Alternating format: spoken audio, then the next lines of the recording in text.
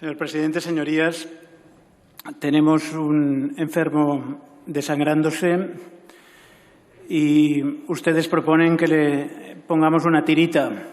Tenemos un enfermo quemándose por llevar demasiado tiempo cara al sol y ustedes pretenden ponerle un poquito de polvo blanco para que haga más buena cara.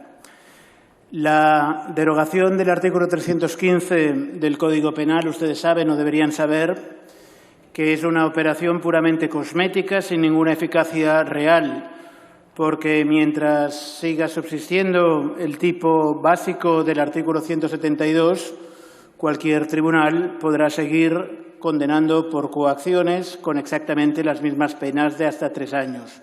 Por tanto, es una reforma cosmética.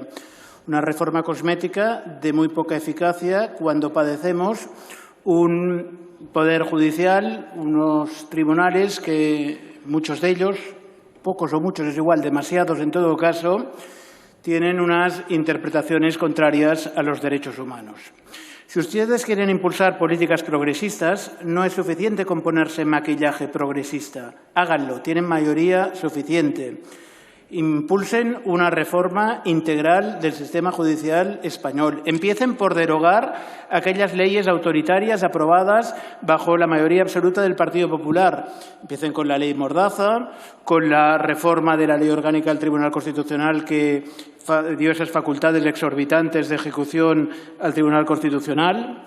Si vamos al Código Penal, modifiquen, deroguen, tráiganos aquí la derogación de la prisión permanente revisable, de esa cadena perpetua encubierta. Eso sí que es una reforma necesaria.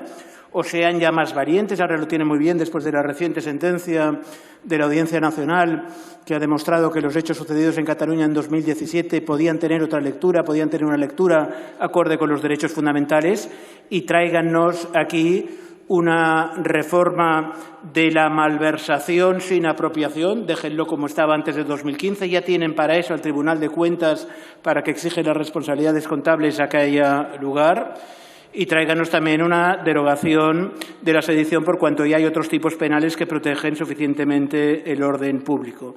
Tienen mayoría suficiente y saben que la tendrán, mayoría absoluta suficiente, si impulsan todos esos programas de regeneración.